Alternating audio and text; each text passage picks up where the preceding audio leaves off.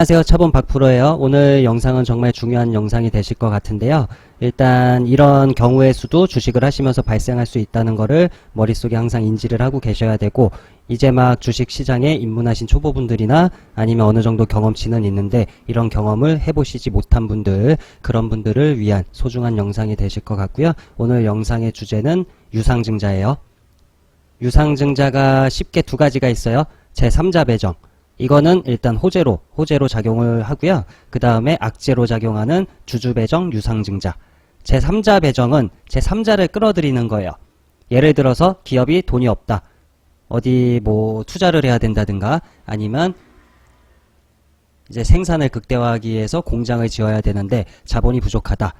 그 필요한 자본을 제3자, 은행권이 될 수도 있고 아니면 사채업자, 아니면 뭐 사모펀드라든가 이런 쪽에다가 이제 주식, 신주를 새로 발행을 해서 그 자본, 끌어들인 자본을 가지고 공장을 짓는다든가 아니면 뭐 다른 기업을 인수하는 데 필요한 자본으로 쓴다든가 이런 건 일단 호재로 작용을 받고요.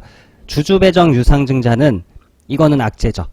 안 그래도 물려서 서러운데 그런 주주분들에게 신주를 발행을 해서 그 자본을 가지고 부채를 탕감한다든가 아니면 뭐 직원분들 월급을 준다든가 이런 경우로 쓰는 경우가 많기 때문에 주주배정 유상증자는 최악이다. 최악의 경우로 생각을 하시면 되고, 그리고 조금 더 이제 깊숙이 들어가게 되면 유상증자, 이제 주주배정 유상증자를 하게 되면 무조건 주가는 떨어지게 돼 있어요.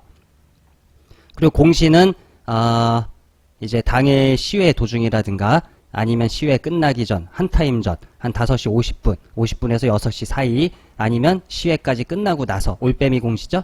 어떻게 팔 수도 없을 그 시간대에 그때 이제 유상증자, 주주배정 유상증자 공시를 내게 되는 거고, 그러면 다음날 아침 시초가는 어떤 식으로 형성이 되느냐. 기본 최하 마이너스 15%, 정말 안 좋을 경우에는 마이너스 29% 하한가를 가는 경우도 있고, 그 하한가가 안 풀리게 되면 다음날 점화를 가는 경우도 종종 있어요. 요즘은 보통 한 마이너스 15에서 마이너스 20% 정도, 그 정도 선에서 마무리되는 경우가 있는데, 일단은 유상증자를 하게 되면 정말 최악으로 이제 갈 때까지 가는 경우도 있고요. 유상증자 플러스 감자 이런 경우가 나오는 경우도 있고, 유상증자를 하고 나서 일정 구간 이제 밑에 하단에서 박스권을 형성하다가 재차 위로 해서 주가를 크게 급등을 시키는 경우도 있어요. 이런 경우는 유상증자로 앞전에 버티시던 개미 물량을 전부 털어냈다. 이렇게 보시는 게 맞겠죠. 그러니까 작전주죠, 쉽게. 삼성전자가 유상증자를 때려서 주주에게 이제 빅엿을 먹이는 경우는 없잖아요. 보통 이제 잡주라고 표현을 하죠.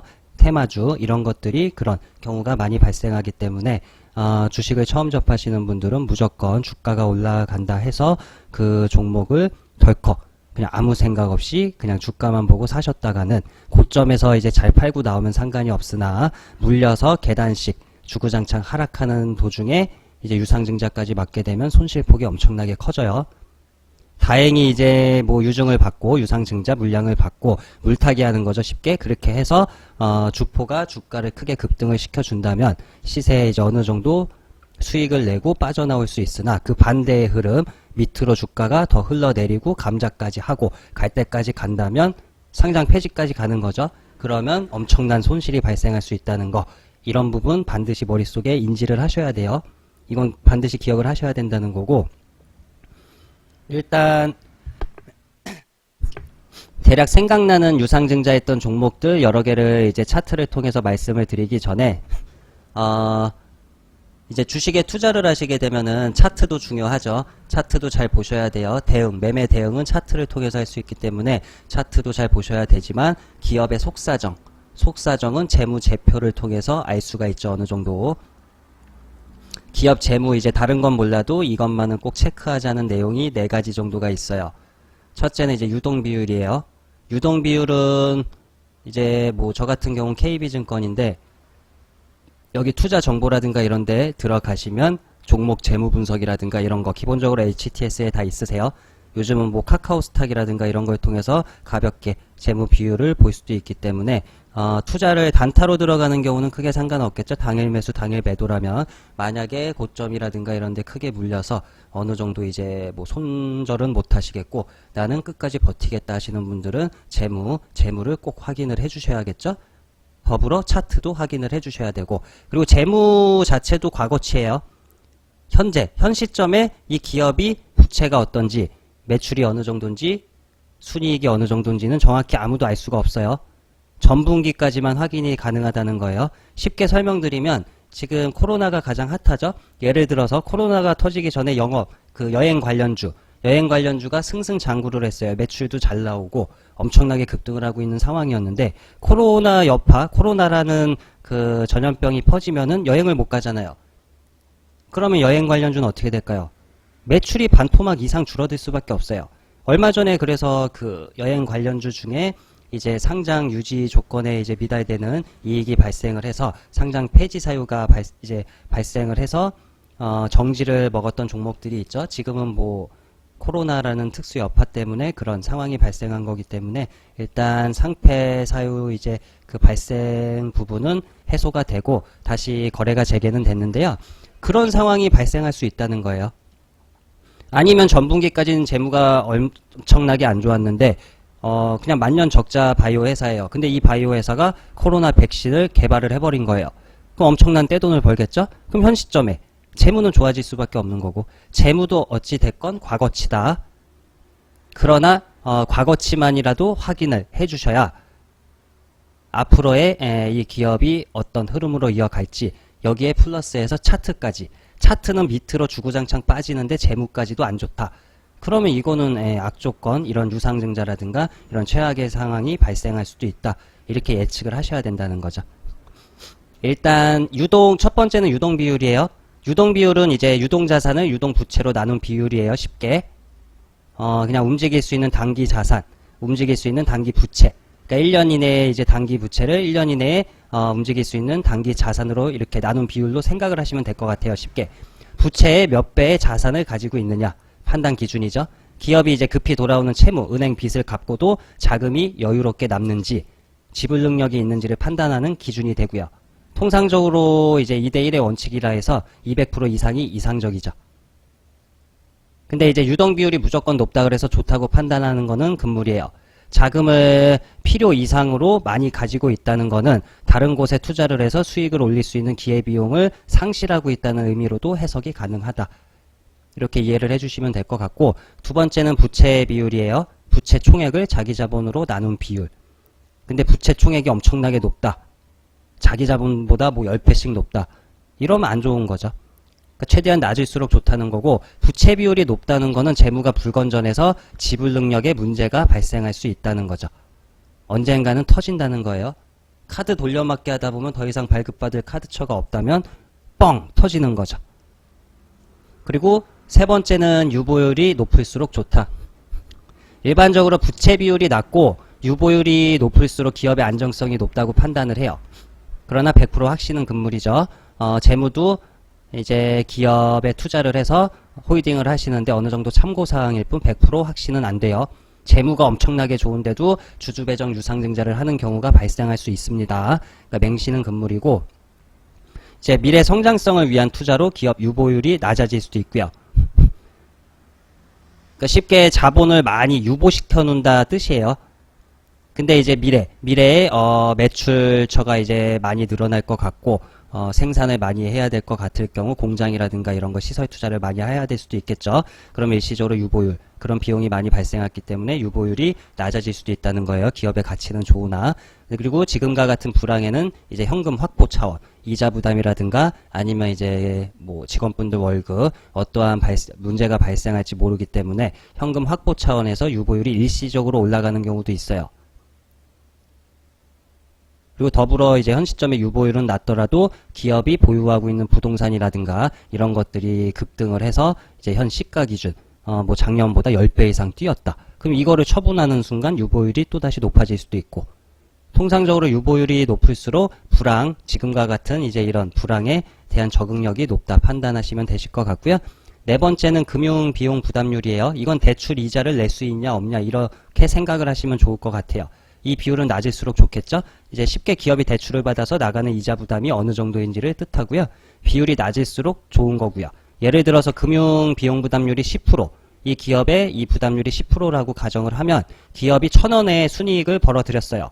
근데 금융 비용 부담률이 10%면 100원, 100원의 이자가 나간다는 건데 만약에 이 비율이 100%면 1000원을 벌어서 1000원 이자 내면 남는 돈이 없잖아요. 직원분들 월급은 뭘로 주고, 그쵸? 그 밖에 이제 나가는 유지비 같은 거, 기업을 운영하는데 나가는 유지비 여러 가지들이 있겠죠?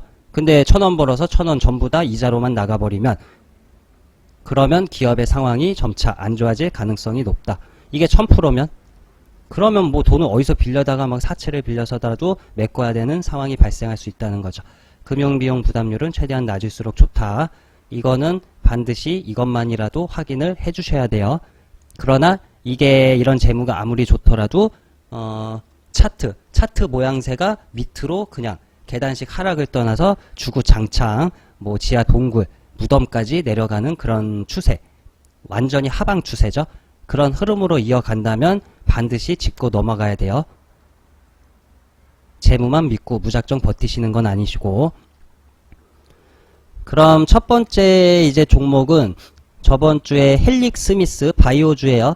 제가 대충 공시를 보니까 뭐 임상시험 같은 거를 넣고 또 뭐 증여, 자식에게 증여 이런 이제 호재 같은 기사를 연달아 내더니 바로 하루 이틀 사이에 유상증자, 주주배정 유상증자 악재 공시를 띄웠어요. 그리고 정작 대표인 본인은 유상증자에 참여를 안 하겠다. 이런 식으로 나오는 회사인데, 제가 앞전에도 이 회사를 보니까 여기 보세요. 여기서 하한가, 점화, 시작과 동시에 하한가, 두 번째도 하한가. 그러면 30, 30, 총 60%. 이틀 사이에 60%가 하락을 했다는 거예요. 그 다음 날도 저가 기준 22%. 그럼 80% 정도. 그럼 여기서 그냥 종가에 1억을 박으신 분은 이 3일 사이에 8천만 원의 손실이 발생을 했다. 이게 이래서 유상증자가 무서운 거예요. 여기서 버틸 수 있으시겠어요? 다 털린다는 거죠. 그래서 결국 3일째 되는 날 아래 꼬리를 길게 단 날 대량 거래가 터졌다. 여기서 전부 털리셨겠죠. 그리고 바로 주가는 이런 식으로 상한가 급등. 첫 번째 여기 점 하한가 간 그 언저리까지 올라왔죠. 그리고 중요한 거는 뒤로 볼게요. 이 밑으로 주가가 내려가지 않고 있죠. 크게 벗어나지 않아요. 이런 식으로 행보를 하고 있죠. 그러다가 또 주가가 밑으로 점차 빠지죠. 빠지는 이 시점에 여기서 공시가 나온 거예요. 이 부근. 이날 9월 16일 날 고가가 17% 정도, 그리고 종가가 7% 정도. 이날까지만 딱 놓고 볼게요. 여기 다 잊어버리고 요 흐름만 보면 주가가 빠지다가 여기서 강하게 거래량, 돈이 들어왔고 꼬리는 달았으나 일단 추세가 우상향으로 가리라. 이런 추세로 쉽게 이렇게 가리라 예상을 하고 종가 베팅 들어가신 분들 분명히 계실 거예요. 근데 다음날 흐름 그냥 시가, 여기 그날 급등한 날에 종가 밑에서 갭 하락을 시작해서 음봉을 만들었죠. 이건 빠져나가지도 못하도록 잠궈 놓는 거잖아요. 크게 반등도 없이 거래량이 엄청나게 줄었죠. 그리고 그 다음날 여기 보세요. 시가가 마이너스 19%, 저가는 마이너스 20%, 종가는 마이너스 19%대 시가 부근에서 종가 마감을 한 거죠. 이날 올빼미 공시가 나온 거예요. 이 거래량 없는 음봉, 빠져나가지도 못하게 개미분들, 올라타신 분들 다 잠궈두고 이날 올빼미 공시, 시외가 끝나기 한 타임 전인가 아마 제가 알기로 나온 걸로 알고 있어요. 이날 주주배정 유상증자 공시와 함께 다음날 이렇게 갭 하락 20% 가까이가 떨어졌다. 그럼 이날 종가 베팅하신 분들 얼마가 손해일까요? 다음날 종가가 마이너스 5%니까 20%, 총 25%가 손해네요. 1000만원 박았으면 250만원 정도 손해. 예를 들어서 2000 박았으면은 한 500만원 돈이 손실. 그냥 앉아서 이틀 만에 500만원 까먹는 거죠. 이해되시나요? 이제 앞으로의 흐름이 어떻게 되느냐에 따라서 이 종목이 제대로 가느냐 마느냐가 중요하신 거고, 그리고 재무를 잠깐 볼게요. 부채 비율, 유동 비율, 금융 비용 부담률, 유보율. 근데 부채 비율은 이 정도예요. 이제 2017, 2018년, 2019년 보시면은 점차 2018년에 늘어났으나 2019년에 줄었죠. 그리고 유동 비율도 확연히 줄었어요. 2018년보다는 늘어났으나 뭐 유상증자라든가 이런 부분 어느 정도 한계 있기 때문에 그럴 수도 있고, 금융비용 부담률은 엄청나게 높아졌죠. 1,000원을 버는데, 쉽게 1,000원을 버는데 1,320원의 이자를 내야 된다는 거예요. 수입이 없다는 거죠. 메꿔야 된다는 거고. 그 유보율. 유보율은 또 높아요. 그러니까 재무가 반드시 정확한 것만은 아니에요. 어떠한 의미에서 유상증자를 했는지, 채무탕감, 그리고 뭐 이제 운영비, 이런 건 안 좋은 거죠. 만약에 시설 투자, 아니면 뭐 다른 회사, 지분 취득, 이런 건 괜찮죠. 그나마. 근데 채무탕감과 뭐 운영관리 비용 이런 거는 그냥 회사 운영이 안 되니까 그런 거에 사용을 하신다는 거고, 여러분들의 피 같은 돈을 안 그래도 물려서 승질이 나는데 피 같은 돈을 끌어다가 본인들 빚 갚는 데 쓴다는 거예요. 쉽게. 그럼 다시 차트를 한번 볼게요. 보시면 그냥 주구장창 하락하고 있잖아요. 밑에 초보분들은 이게 장기이평선이에요. 쉽게 2년짜리 1년짜리 주가가 이렇게 장기이평선 밑에 있는 역배열, 제가 얼마 전에 영상에 자세히 알려드렸죠. 역배열의 차트는 하시면 안 돼요. 이렇게 자꾸 밑으로 빠지는 거. 그러니까 쉽게 이평선, 장기이평선이 맨 위에 있고 주가가 맨 하단에 있으면 역배열이거든요. 여기 이게 2년치 평균 금액, 1년치 평균 금액이에요. 여기서부터 물려있는 개미 물량이 여기 엄청나게, 이게 다 그냥 매물대라는 거예요. 쉽게. 이걸 못 뚫고 자꾸 밑으로 내려간다는 건 계속 물려서 그냥 물려있는 개미 무덤이죠. 쉽게 속된 말로 얘기하시는. 주가가 이런 식으로 계속 빠지는 거는 하시면 안 된다. 들어가면 안 돼요. 그래서 차트를 크게 봐야 돼요. 여기 이런 식으로 여기 앞에 이거만 보시는 게 아니라 차트를 길게 이렇게 과거치까지. 그러면 딱 보면은 엄청나게 흘러내리고 있잖아요. 지금 유턴을 못하고 있다는 거예요. 쉽게. 이렇게 흘러내리더라도 여기서 이렇게 박스를 쳐주고 바닥을 다지고 이렇게 우상향을 하면 상관이 없는데, 이건 지금 우상향 자체가 안 나온 거니까.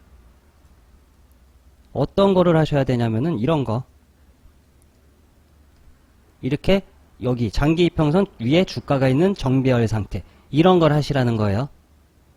차트가 보통 이제 연말이 되고 연초가 되면은 상장 폐지 시즌이에요. 상폐 시즌. 그때 가면은 장기이평선 밑에 이런 흐름, 이렇게 주구장창 밑으로 빠지고 있는 이런 회사는 피하셔야 돼요. 무조건.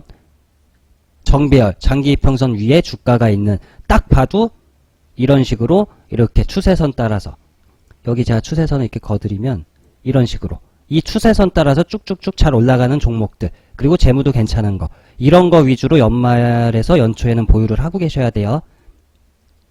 이해되시죠?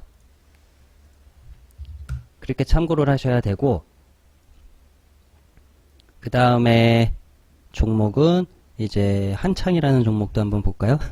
이 녀석도 유상증자를 했던 종목이죠. 이제 앞에 흐름만 한번 볼게요. 여기만 놓고 보면은 여기서 돈이 들어오면서 끌어올리죠. 여긴 코로나로 이제 수직 하락했던 거고 수직 상승을 하는데 돈이 들어오면서 주가를 끌어올리고 있어요. 그래서 여기서도 한 번 더 돈이 들어왔고, 여기 단기 박스권을 치죠. 여기 박스권이죠. 단기 박스권을 치고, 자 여기까지만 놓고 볼게요. 여기서 박스권을 치고 가고 있어요. 돈이 들어왔고 돈이 나간 흔적이 없다. 그럼 여기서 또 양봉이 나오고 박스권 상단을 찌르느냐 마느냐 이러고 있죠. 그리고 이 선은 장기 저항 추세선이에요. 딱 얽혀있죠. 그러면 누구라도 이런 흐름이 나올 수 있다 판단을 할 수가 있어요. 여기 꼬리 라인까지 헤딩이라든가 돌파해버리면 여기 앞전에 여기까지 갈 가능성이 높다. 이렇게 판단을 하실 수가 있는데, 그래서 종가 베팅이든 이런 부분은 모 아니면 도예요. 주식은 100% 확신을 하시면 안 돼요. 여기서 들어가 볼만 하잖아요. 위치상. 저점 높아졌고 단기적으로, 그리고 추세선 여기 장기적으로 얻어맞던 추세선에 걸쳐 있고, 그리고 박스권 상단 부근이고, 그럼 한번 뚫어주지 않을까 이렇게 예측을 하시는데, 다음날 흐름, 이런 흐름이 나올 수도 있다는 거예요. 무조건 상쳤다 그래서 다음날 갭이 뜨는 건 아니라고 제가 항상 말씀드리죠. 갭 하락하는 경우가 있어요. 이런 식의 흐름이 나온다. 깨지죠. 그럼 요건 그냥 바로 뒤도 안 보고 손절 까야 되는 거죠. 아니면 약수익이라도 보고 나온다든가. 계속 흐름 볼게요. 이렇게 흘러내리죠. 말도 안 되게. 첫 번째 지지라인, 여기 두 번째 끌어올린 양봉의 시가를 깼어요. 돌파 시도했으나 또다시 무너지죠. 보자고요. 이날 이날 이제 공시가 나온 거예요. 7월 22일 날. 주주배정 유상증자. 다음날 저가가 마이너스 15%, 시가는 마이너스 13%, 고가는 종가는 마이너스 12%대. 그나마 이 정도면 다행인 거죠. 마이너스 20% 아니면 하한가 가는 경우도 있으니까. 그러나 다음날부터 주가가 이 밑으로 또 빠지죠. 보세요. 여기 지지라인 또 벗어나죠. 이런 식으로. 코로나 때 빠진 금액선 언저리까지 이렇게 바닥 지지 확인을 하고 나서야 거래량을 대량으로 터트리면서 지금 여기 떨어지기 직전에 금액 언저리까지 꼬리로 한번 찔러준 상황이에요. 그리고 여기 장기적으로 제가 거드린 요 추세선, 저항 추세선이죠. 얻어맞고 꼬리 달리고 내려오고, 여기도 뚫는 척 했으나 또다시 꼬꾸라지고, 여기도 마찬가지고, 여기는 일단 뚫었어요. 이 위에 종가가 기준이 됐죠. 그러면 한창이라는 종목은 추가적으로 시세가 나오려면 1450원 위에서 이런 식으로 횡보하다가 점차 우상향으로 틀어서 가준다면 일단은 바닥은 다지고 추세가 위로 간다는 거죠. 그리고 확실히 가느냐 마느냐는 1990원 위로. 주가가 이 위로 올라와 줘야 된다는 거예요. 그래야 확실하게 우상향, 정배열로 가기 위한 시작점일 수가 있다. 그전에는 의미 없어요. 여기 또 쳐맞고 밑으로 내려오고 이런 식으로 박스권을 치면 아무런 의미가 없다. 단타는 뭐 이런 캔들 하나로 해서 먹으면 상관이 없는데, 중장기로 갖고 가시는 분들, 지금 물력에 여기 고점에 물려 계신 분들은 1990원 위로 강하게 주가가 올라와서 확실하게 안착을 해주면 그때부터 기대를 해보시면 돼요. 한창이도 차트를 좀 크게 봐볼까요? 여기까지만 놓고 볼게요. 잠시만요. 앞전에 흘러내리기 직전까지만 놓고 보게 되면 이런 식으로 계속 빠지고 있죠. 추세선을 자꾸 얻어맞으면서. 그리고 하단 지지선도 한번 거드릴게요. 대략 이 정도죠. 주가는 무조건 단기적으로는 1450원, 1460원 이 위에서 움직여줘야 된다. 그리고 확실하게 가려면 1990원 위에 안착을 해야 된다. 그러면 이제 언제가 될진 정확하지 않으나 이 매물대를 소화하러 갈 가능성이 높아지겠죠. 이렇게 판단을 하셔야 된다는 거예요. 그나마 한창인 양반이죠. 이제 헬릭 스미스도 어떤 흐름으로 갈지는 좀 더 상황을 두고 지켜봐야 될 것 같고요. 이제 다음 종목은 평화산업이라는 종목도 한번 볼까요? 이 녀석도 작년인가 재작년에 유상증자를 한번 했던 종목이죠.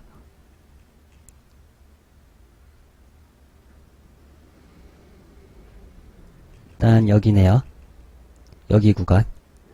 이날 유상증자 공시 나오고 다음날 시가가 마이너스 14%, 저가가 마이너스 18%, 종가는 마이너스 17% 선에서 마감을 했고, 바로 얘는 그나마 다이렉트로 위로 상을 한번 말아줬어요. 보이시죠? 이러면 양반이라는 거예요. 다행인 거지. 유상증자가 떴다 그래서 무조건 당일 쫄려서 던질 필요는 없어요. 어차피 물려있고 손실이 커진 거면 손실을 그날 바로 뭐 확정을 짓고 털어버리고 다른 데 가서 메꾸셔도 상관은 없어요. 충분히 벌 수 있다면 다른 곳에 가셔서 하루 이틀 사이에 단타로 벌어들이면 그만이다. 굳이 뭐 머리 아프게 이걸 붙들고서 매달릴 필요가 없죠. 근데 그럴 능력치가 없고 나는 무조건 손절도 못하겠고 버텨야 된다. 그러면 이런 흐름이 나오기를 바라볼 수밖에 없죠. 그러니까 유상증자가 나오고 예를 들어서 이렇게 하락을 해서 유상증자가 나오고 이런 식으로 박스라도 쳐주면 다행이죠. 중간중간 매집봉 같은 게 나오고 그러다 점차 우상향 틀어주면 다행인데, 유상증자가 나오고 이런 식으로 계단식으로 계속 빠진다. 이건 흐름이 안 좋다는 거예요. 이걸 명심을 해주셔야 되고, 평화산업은 쉽게 이제 유상증자가 여기 나왔던 구간, 평화산업이 확실히 위로에서 트느냐 마느냐는 1670원, 1680원대. 여기를 강하게 주가가 이런 식으로 뚫어줘야 돼요. 여기서 안착을 해야 된다는 거죠. 그래야 가느냐 마느냐 이거 판단을 하실 수가 있을 것 같고, 단기적으로는 그냥 짧게 1030원, 1040원대 여기 밑으로 주가가 꼬꾸라지면 코로나 때까지 떨어진 여기 바닥 확인하러 갈 가능성이 높고 상황이 안 좋아질 수가 있겠죠. 그리고 평화산업은 재무 같은 경우 부채 비율 엄청 높아요. 그리고 유동 비율 낮아요. 금융비용 부담률은 그나마 괜찮고, 유보율도 낮아요. 적자 지속. 이런 거 잘 판단하셔서 투자에 임하시면 되실 것 같고, 오늘 제가 설명드린 이 내용은 그냥 간단하게 간단하게 재무도 안 좋은데 주가는 밑으로 주구장창 하염없이 빠진다. 연말이 다가오는데 장기 이평선 밑에서 역배열 상태로 주가가 미친듯이 빠진다. 근데 재무가 엄청 안 좋다. 기업이 이자를 낼 비용도 없고 부채 비율은 어마무시하고 유보율이나 유동 비율이 엄청나게 낮다. 그러면 뭘까요? 유상증자 같은 게 나올 가능성이 높아진다. 이렇게 예측을 해보셔야 되고, 연말, 연초 상패 시즌이 다가올 때는 초보분들은 이런 차트 밑으로 쭉쭉 빠지는 차트는 무조건 피하셔야 되고, 정배열 상태로 장기 이평선이 맨 하단, 그리고 이렇게 캔들이 맨 위에, 주가가 맨 위에 있는 이런 안정된 차트를 매매를 하시는 게 좋고요. 그렇다고 역사적 신고가, 상장일에 최고가를 찍고 있는 최고점에 있는 종목을 사시라는 건 아니에요. 이해되시죠? 일단 유상증자 관련 이런 차트, 이런 재무, 이런 종목은 피하자. 이런 주제로 해서 오늘 올려드린 영상 여러분들에게 큰 도움이 되셨으면 좋을 것 같고요. 영상은 마치도록 할게요.